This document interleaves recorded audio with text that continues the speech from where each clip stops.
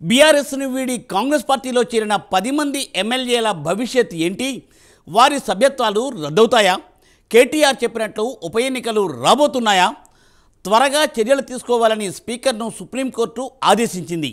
ఈ నేపథ్యంలో తాజాగా శాసనసభ కార్యదర్శి 10 మంది ఫిరాయింపు ఎమ్మెల్యేలకు నోటీసులను కూడా జారీ చేశారు. వివరణ ఇవ్వడానికి ఎమ్మెల్యేలు సమయం కూడా కోరినట్లు సమాచారం. దీంతో రాజకీయ వర్గాల్లో ఇప్పుడు ఆసక్తికరమైన చర్చ నడుస్తోంది. దీనిపై ప్రైమ్ 9 ప్రత్యేక కథనం మీకోసం.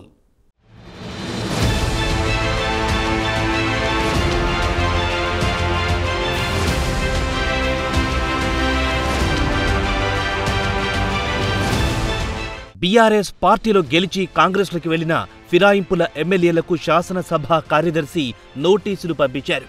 బీఆర్ఎస్ వేసిన అనర్హత పిటిషన్ల ఆధారంగా నోటీసులు పంపించారు.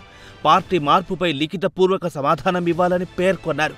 నోటీసులు అందుకున్న ఎమ్మెల్యేలు వివరణ ఇవ్వడానికి సమయం కావాలని శాసనసభ కార్యదర్శిని కోరారు.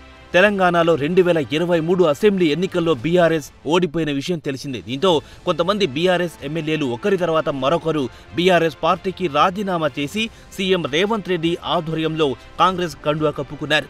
దీంతో ఎమ్మెల్యేల ఫిరాయింపులపై బీఆర్ఎస్ పార్టీ తెలంగాణ హైకోర్టును ఆశ్రయించింది. బీఆర్ఎస్లో గెలిచి కాంగ్రెస్లోకి వెళ్లిన ఎమ్మెల్యేలపై చర్యలు తీసుకోవడంలో స్పీకర్కు అధికారాలున్నాయని, తాము చర్యలు తీసుకోవాలని సూచిస్తామే కానీ కాల పరిమితి విధించలేమని హైకోర్టు చెప్పింది. హైకోర్టులో స్పీకర్కు అనుకూలంగా తీర్పు రాకపోవడంతో బీఆర్ఎస్ సుప్రీంకోర్టులో పిటిషన్ వేసింది. దీనిపై సుప్రీంకోర్టులో విచారణ జరిపిన తర్వాత ఎమ్మెల్యేలకు నోటీసులు ఇవ్వాలని స్పీకర్కు తెలిపింది.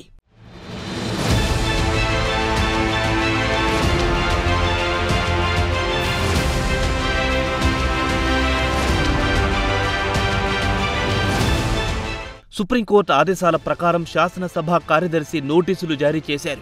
బీఆర్ఎస్ నుంచి కాంగ్రెస్లో చేరిన ఎమ్మెల్యేలపై అనర్హత వేటు వేయాలని 10 మంది ఎమ్మెల్యేలపై ఫిర్యాదు చేసి 9 నెలలవుతున్నా స్పీకర్ ఇంకా నిర్ణయం తీసుకోలేదని బీఆర్ఎస్ ఆ పిటిషన్లో పేర్కొంది.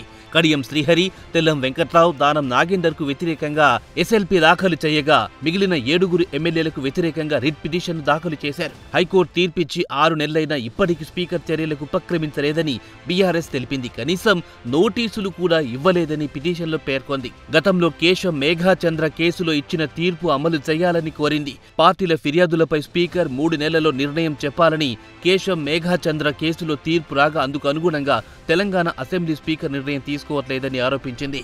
గతంలో కేశం మేఘాచంద్ర కేసులో ఇచ్చిన తీర్పు అమలు చేయాలని కోరింది. పార్టీల ఫిర్యాదులపై స్పీకర్ 3 నెలల్లో నిర్ణయం చెప్పాలని కేశం మేఘాచంద్ర కేసులో తీర్పు రాగా అందుకు అనుగుణంగా తెలంగాణ అసెంబ్లీ స్పీకర్ నిర్ణయం తీసుకోవట్లేదని ఆరోపించింది. దీంతో దీనిపై నిర్ణయం తీసుకోవాలని సుప్రీంకోర్టు స్పీకర్కు ఆదేశాలిచ్చింది.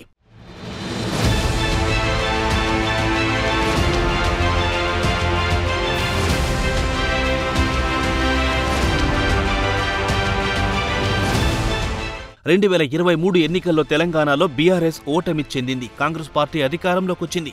10 ఏళ్ల తర్వాత కాంగ్రెస్ పార్టీ అధికారంలో రావడం ఆ పార్టీకి సంతోషంగా ఉన్న బోటాబోటి మెజార్టీ రావడంతో తుమ్మితే ఊడిపోయే ముక్కు మాదిరిగా అయింది ప్రభుత్వ పరిస్థితి. దీంతో ప్రతిపక్షాలు సైతం ఈ ప్రభుత్వం ఎక్కువ కాలం ఉండదని వ్యాఖ్యలు చేశారు. ఈ క్రమంలో ముందు జాగ్రత్తగా ఆపరేషన్ ఆకర్ష్కు తెరలేపింది కాంగ్రెస్. కనీసం 15 మంది ఎమ్మెల్యేలను చేర్చుకుంటే ప్రభుత్వానికి ధోకా ఉండదని కాంగ్రెస్ భావించింది.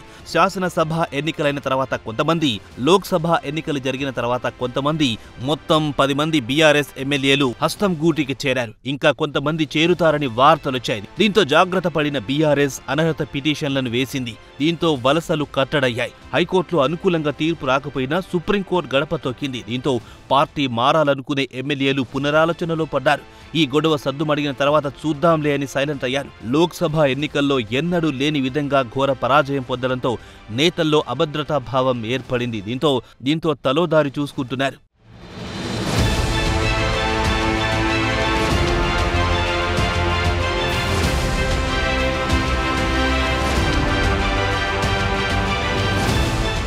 గతంలో 2014, 2019 ఎన్నికల్లో విజయం సాధించిన బీఆర్ఎస్, టీడీపీ, కాంగ్రెస్కు చెందిన ఎమ్మెల్యేలను గంపగుత్తగా లాగేసుకుంది. టీడీఎల్పీని ఏకంగా కలిపేసుకుంది. ఇక తెలంగాణలో బీఆర్ఎస్ తప్పితే వేరే పార్టీ బ్రతికి బట్ట కట్టే పరిస్థితి కనబడలేదు. కేంద్రంలో అధికారంలో ఉండడంతో బీజేపీపై ఆ ప్రభావం పెద్దగా పడలేదు. కాంగ్రెస్ మాత్రం ఘోరంగా దెబ్బతింది.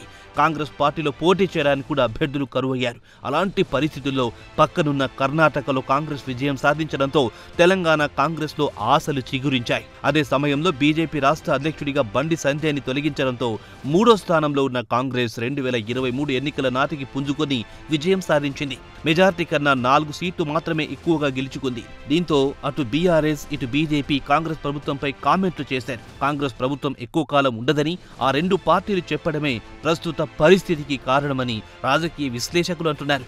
బీఆర్ఎస్ బీజేపీ నేతలు చేసిన కామెంట్లు కాంగ్రెస్ను అభద్రతా భావంలోకి నెట్టేశాయి. దీంతో వలసలకు తెరలేపింది. ఇప్పుడు శాసనసభ కార్యదర్శి నోటీసులతో ఏం జరుగుతుందోనని సర్వత్రా ఆసక్తి నెలకొంది. చూడాలి మరి ఆ 10 మంది ఎమ్మెల్యేల భవిష్యత్తు ఎలా ఉంటుందో.